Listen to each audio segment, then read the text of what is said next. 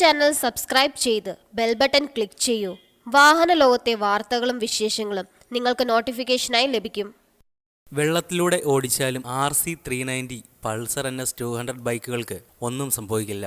കാരണം ഇതാണ്: ഇന്ത്യയിൽ മാസ് മാർക്കറ്റ് ബൈക്കുകൾക്ക് അണ്ടർബെല്ലി എക്സോസ്റ്റ് നൽകാൻ ധൈര്യം കാണിച്ച ആദ്യ നിർമ്മാതാക്കളാണ് KTM ഉം ബജാജും. പ്രതീക്ഷിച്ചതുപോലെ തന്നെ Duke RC, Pulsar 200 NS motor സൈക്കിളുകൾ വിപണിയിൽ ഹിറ്റായി. മോട്ടോർ സൈക്കിളുകൾക്ക് underbelly exhaust super cool look നൽകുമെന്ന കാര്യത്തിൽ സംശയമില്ല. എന്നാൽ അത്തരം മോട്ടോർ സൈക്കിളുകൾക്ക് ചെറിയ വെള്ളക്കെട്ടിനെ പോലും പ്രതികരിക്കാൻ സാധിക്കുമോ? ഈ ഭയം എന്നും ഉപഭോക്താക്കളുടെ മനസ്സിലുണ്ട്. എന്നാൽ വിഷമിക്കണ്ട, ഇപ്പോൾ പ്രചരിക്കുന്ന ഈ വീഡിയോ നിങ്ങളുടെ സംശയം ദൂരീകരിക്കും.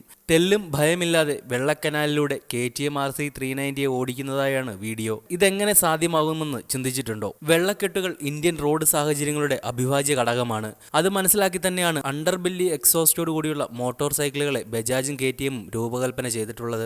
മുമ്പ് ഡ്യൂക്ക് 200, പൾസർ 200 NSഉം വെള്ളക്കെട്ടിനെ പ്രതിരോധിക്കുന്ന ദൃശ്യങ്ങൾ KTM ഉം ബജാജും പുറത്തുവിട്ടിരുന്നു. 1.5 അടിയോളം വെള്ളത്തിൽ ബൈക്കുകളെ ഓടിച്ചാണ് ഇവർ പരീക്ഷണം നടത്തിയത്. മണിക്കൂറിൽ 15 കിലോമീറ്റർ വേഗതയിൽ ബൈക്കുകൾ ഏറെ ബുദ്ധിമുട്ടാതെ സുഗമമായി മുന്നേറി. ഇടയ്ക്ക് വെള്ളത്തിൽ വെച്ച് എഞ്ചിൻ ഓഫാക്കിയും ഓണാക്കിയും നിർമ്മാതാക്കൾ ബൈക്കുകളുടെ കഴിവ് തെളിയിച്ചു.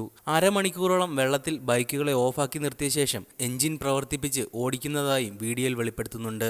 എക്സോസ്റ്റ് സംവിധാനത്തിന്റെ ഡിസൈനും എയർ ഇൻടേക്കിന്റെ സ്ഥാനവുമാണ് വെള്ളത്തെ ഇത്രമേൽ പ്രതികരിക്കാനുള്ള ഈ മോട്ടോർ സൈക്കിളിന്റെ കഴിവിന് പിന്നിൽ. വെള്ളം വെറും മഫ്ലർ വരെ മാത്രം കടന്നു കയറാനുള്ള വിധത്തിലാണ് എക്സോസ്റ്റ് സംവിധാനത്തിന്റെ രൂപകൽപ്പന.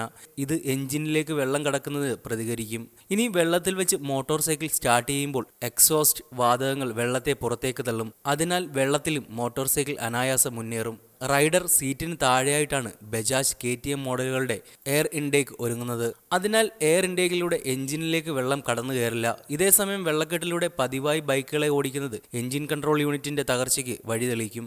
കൂടാതെ എഞ്ചിൻ ഘടകങ്ങളിൽ അതിവേഗം തുരുമ്പെടുക്കാനുള്ള സാധ്യതയും കൂടുതലാണ്.